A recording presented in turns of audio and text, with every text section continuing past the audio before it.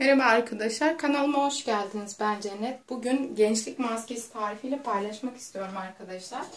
Onun için gereken malzemeler: yeşil çay kullanacağız. Jelatinim var, 3 yemek kaşığı kadar sütüm var ve 1 yemek kaşığı kadar kakaom var.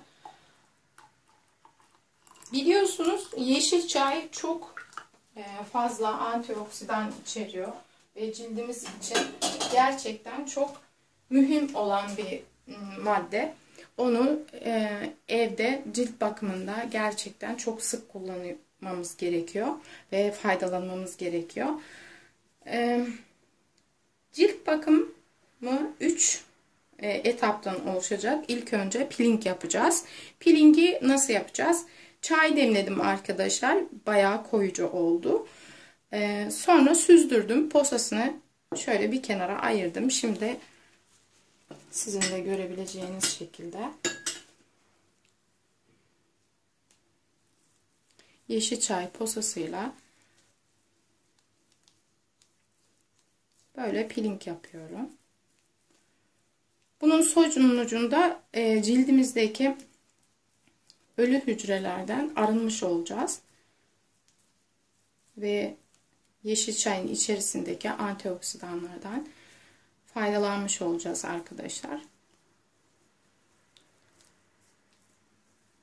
Bu peeling işlemini yüzümüze, boyun bölgemize ve dekolte bölgemize yapmamız gerekiyor arkadaşlar. Biliyorsunuz yaşımızı ele veren en göze batan bölge boyun bölgesidir. Onun için boyun bölgemize gerçekten iyi bakmamız gerekiyor. Evet, bu şekilde peeling yaptık. Şimdi ben elimi yıkıyorum.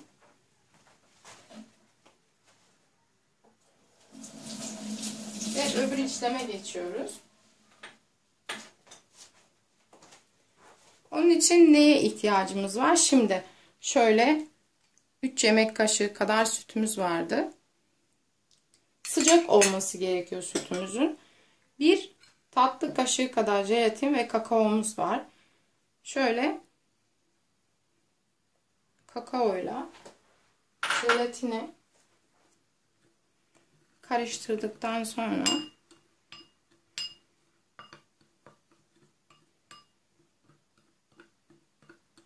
sütü de ilave etmek istiyorum.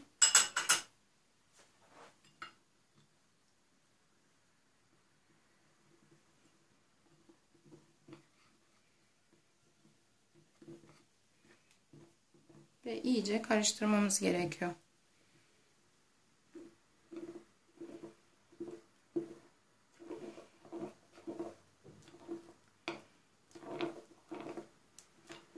Kakao gerçekten muhteşem kokuyor ama yemememiz gerekiyor. Biliyorsunuz şu anda çok önemli bir iş yapıyoruz.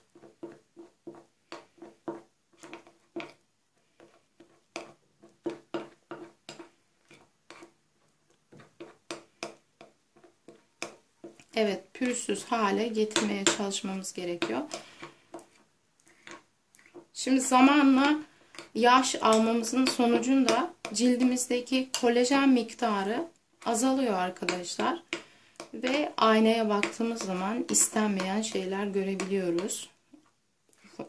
Küçük çizgiler halinde ve bu benim hoşuma gitmediği gibi bütün kadınların hoşuna gitmez. Tabii yaşlanmak, yaş almak doğal bir süreç ama biz kadınlar her zaman kendimizi aynada güzel ve bakımlı görmek isteriz. Peki bakımlı ve güzel olmak için pahalı malzemeler mi almamız gerekiyor? Tabii ki de hayır. Evde tamamen evde bulabileceğimiz malzemelerle güzel ve bakımlı olabiliriz. Şimdi karışımı ben elime süreceğim ama yüz bölgesine yani göz çevresine gelmeyecek şekilde yüzümüze de boyun bölgemize de sürmemiz gerekiyor arkadaşlar.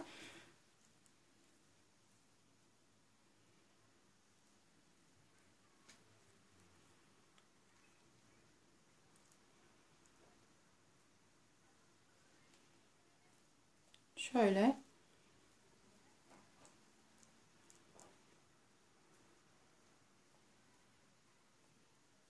kalınca sürelim. Bu maskenin içinde olan jelatin sayesinde cildimizi kolajenle beslemiş olacağız arkadaşlar. Onun dışında doktorumuza da danışaraktan suda eriyen kolajen tabletleri var. Onları da almamızda fayda var. Çünkü kolajen biliyorsunuz sadece cildimiz için değil, eklemlerimiz için de önemli bir madde. Şimdi bunu bu şekilde elimize sürdükten sonra maskeyi bekleteceğiz. Daha sonra öbür işlemlere geçeceğiz.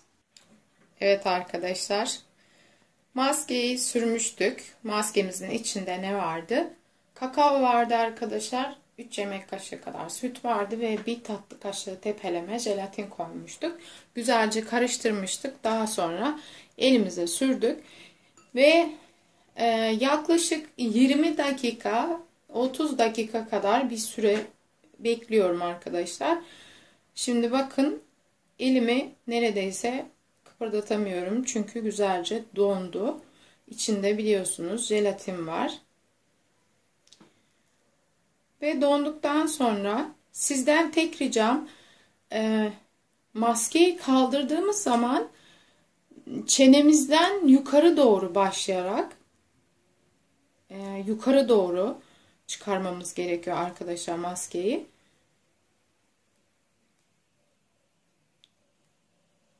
Buna dikkat ederseniz daha iyi sonuçlar alacaksınız. Şimdi bazı koyu sürüldüğü yerler çıkmayabilir. Tam donmamış olabilir.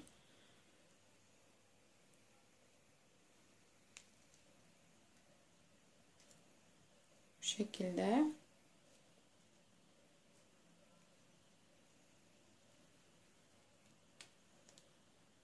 Yavaş yavaş çıkartacağım arkadaşlar.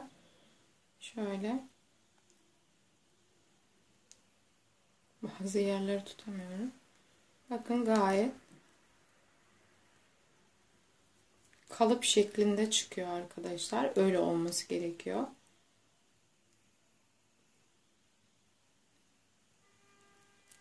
Bakın donduğu zaman bu yani yüz cildimizi iyice toparlamış oluyor arkadaşlar ve bu şekilde burnumuzun üzerine de sürüyoruz biliyorsunuz ama göz çevresine sürmememiz gerekiyor. Çünkü göz çevremizin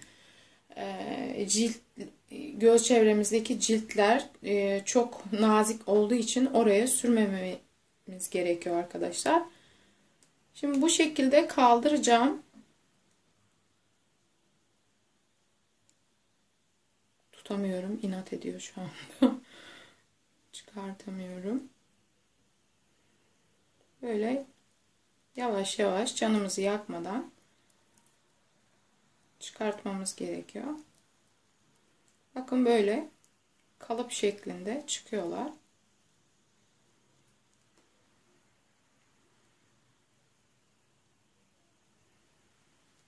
Bunu biraz daha kalın şekilde sürdüğümüz zaman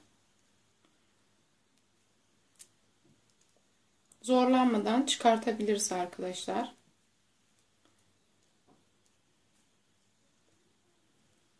Evet, ben bunu çıkarttıktan sonra tekrar 3. işlem için karşınızda olacağım.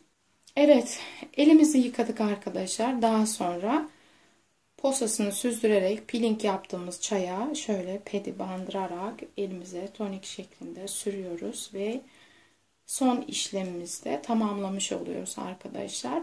Bu işlem sayesinde derimizi ölü deriden arındırmış, maskeyle beslemiş ve tonikle de şöyle sakinleştirmiş oluyoruz. Ben yıllardır cildime uygulayıp memnun kaldığım tarifle paylaşmak istedim. Umarım sizin de hoşunuza gider. Fikrinizi mutlaka iyi veya kötü benimle paylaşmanızı rica ediyorum. Eğer cildiniz çok hassassa veya özel durumunuz varsa arkadaşlar doktora danışmadan bu maskeyi uygulamayın.